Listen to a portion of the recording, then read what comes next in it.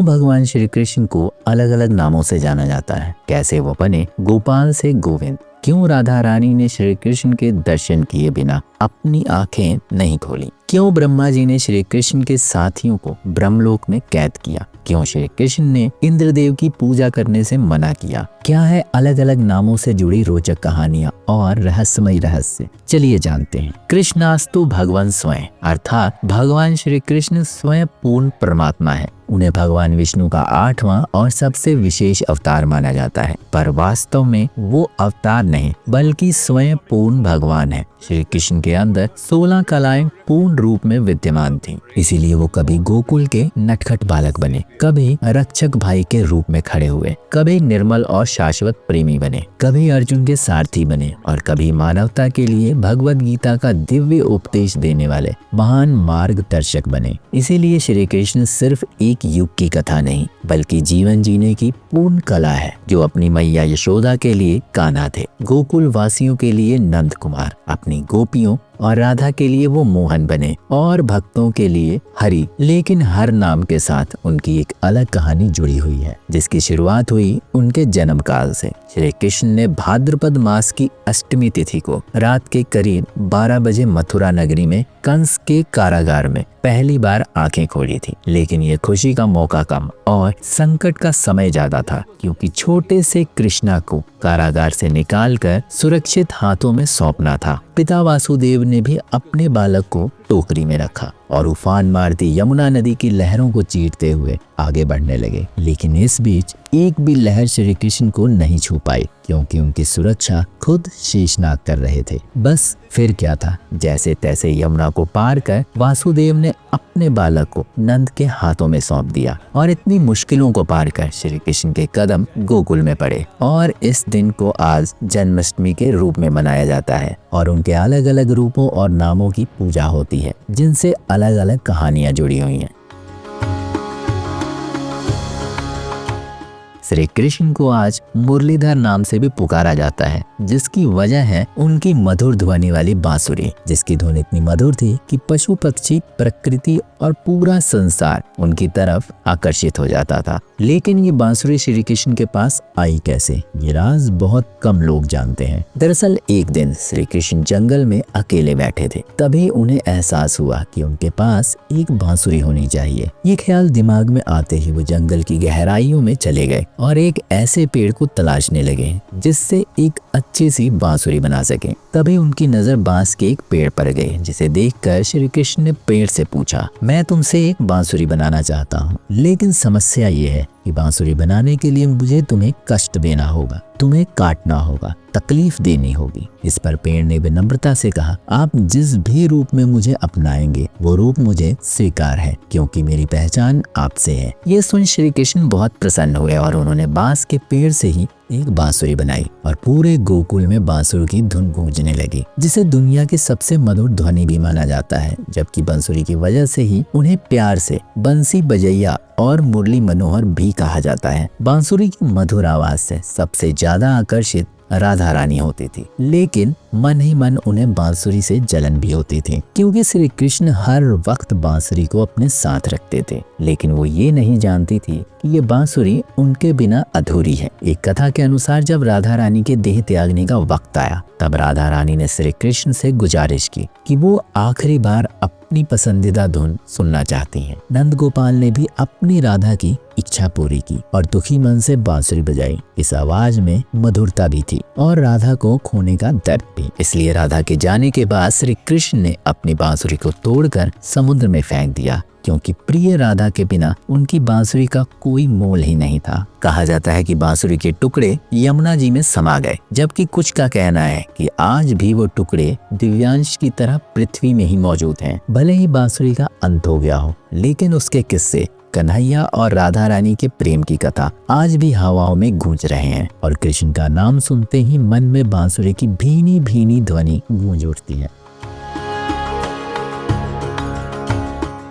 श्री कृष्ण का नाम जब भी जुबान पर आता है, राधा का ख्याल खुद ब खुद दिमाग में घूमने लगता है। क्योंकि राधा के बिना कृष्णा अधूरे हैं और कृष्ण के बिना राधा। उनके रिश्ते की पवित्रता शब्दों में बयां हो ही नहीं सकती, क्योंकि उनका प्रेम अमर है। और राधा ने भी अपनी आंखें तभी खोली थी जब श्री कृष्ण के दर्शन हुए थे। कथा के अनुसार जब श्री कृष्ण एक छोटे बालक थे तब वो माँ यशोदा के साथ उनकी सखी कीर्ति के घर गए थे। जब मैया यशोदा ने इस बच्ची को अपनी गोद में उठाया और उसके मासूम चेहरे को देखा तो उनके चेहरे पर सुकून भरी मुस्कान आ गई। लेकिन एक बात ने उन्हें विचलित कर दिया। उन्होंने देखा कि जब से वो आई हैं तब से बच्ची की आंखें बंद हैं। लेकिन क्यों? जब यही सवाल उन्होंने कीर्ति से पूछा तो उन्होंने बताया कि जन्म से ही उनकी पुत्री देख नहीं सकती। ये सुन मैया यशोदा ने बच्ची को पालने में लिटाया और दूर बैठकर अपनी सखी से बातें करने लगी। पर तभी छोटे छोटे कदमों से नन्हे कृष्णा पालने के पास गए और जब बच्ची को देखा तो कृष्ण के दर्शन होते ही बच्ची ने आंखें खोल दी। और ये नजारा देख माँ यशोदा और कीर्ति दोनों हैरान रह गए। बस तभी से राधा कृष्ण का नाम साथ साथ जुड़ गया, क्योंकि ये बच्ची कोई और नहीं बल्कि राधा रानी थी, जिन्होंने शुरू से ही श्री कृष्ण को अपना सब कुछ मान लिया था। और जीवन की शुरुआत से लेकर अंत तक उन्होंने खुद को श्री कृष्ण को ही समर्पित कर दिया। श्री कृष्ण को कुछ लोग गोपाल भी कहते हैं तो कुछ कहते हैं गोविंद। और ज्यादातर लोगों का मानना है कि इन दोनों नामों का अर्थ एक जैसा है, जो काफी हद तक सही भी है। लेकिन एक कहानी इन दोनों नामों को अलग अलग बनाती है। गोपाल का अर्थ है गायों की रक्षा करने वाला, लेकिन एक घटना ने उन्हें गोपाल से गोविंद और गायों की रक्षा करने वाले से संसार का संरक्षक बना दिया। एक कथा के अनुसार प्राचीन समय में गोकुलवासी भगवान इंद्र को प्रसन्न करने के लिए उनकी भव्य पूजा का आयोजन करते थे, क्योंकि उनका मानना था कि अगर वो देवराज इंद्र को प्रसन्न करेंगे तो वो उन पर अपनी कृपा बरसाएंगे, भरपूर बारिश होगी, फसलें अच्छी उगेंगी। लेकिन श्री कृष्ण ने जब ये बात जानी तो उन्होंने गोकुलवासियों को समझाया कि वर्षा तो प्रकृति का नियम है और फसलों का उगना कर्म और मेहनत का श्रम। जितने अच्छे कर्म होंगे उतना अच्छा फल मिलेगा। ये सुन सभी गांव वाले श्री कृष्ण की बात से सहमत हुए। आगे श्री कृष्ण ने कहा कि हमें इंद्रदेव की नहीं बल्कि गोवर्धन पर्वत की पूजा करनी चाहिए, जो हमें पेट भरने के लिए भोजन देता है। बस यहीं से गोकुलवासियों ने इंद्रदेव की पूजा करना बंद कर दिया और गोवर्धन पर्वत को पूजने की तैयारी शुरू हो गई। लेकिन जब ये बात इंद्रदेव के कानों तक पहुंची तो वो गुस्से से तिलमिला उठे, क्योंकि उन्हें लग रहा था कि श्री कृष्ण ने उनकी पूजा रोककर उनका अपमान किया है। इसलिए जिस दिन गोवर्धन पर्वत का पूजा कार्यक्रम था उसी दिन देवराज इंद्र ने घनघोर बारिश शुरू कर दी। तेज हवाएं तूफान की तरह थी और मौसम में एक अलग सा ही डर था और गांव में सन्नाटा पसर चुका था, जिससे गोकुलवासी समझ गए कि ये इंद्रदेव का गुस्सा है, जिससे सिर्फ भगवान कृष्ण ही बचा सकते हैं। इसलिए सभी गांव वाले अपने पशुओं और परिवार वालों को लेकर दौड़े दौड़े श्री कृष्ण के पास पहुंचे और उन्हें पूरी बात बताई। लेकिन श्री कृष्ण ऐसी मुश्किल स्थिति में भी हल्के से मुस्कुराए और सब लोगों को आंखें बंद करने के लिए कहा। जब कुछ देर बाद गोकुलवासियों ने आंखें खोलकर देखा तो श्री कृष्ण अपनी एक उंगली पर गोवर्धन पर्वत उठाए हुए थे और सभी लोग उसी पर्वत के नीचे सुरक्षित खड़े थे। और लगातार 7 दिन तक श्री कृष्ण ऐसे ही खड़े रहे, लेकिन इंद्रदेव के सामने ना तो झुके और ना ही पीछे हटे। ये देख देवराज इंद्र का भी अहंकार चकनाचूर हो गया और 8वें दिन उन्होंने बारिश बंद कर दी और फिर मौसम को सामान्य कर श्री कृष्ण से माफी मांगी। और अगली बार पूरे गोकुल वासियों ने बिना डर और चिंता के गोवर्धन पर्वत की पूजा की। इसी घटना के बाद श्री कृष्ण गोपाल से गोविंद कहलाए जाने लगे, यानी संसार का संरक्षक।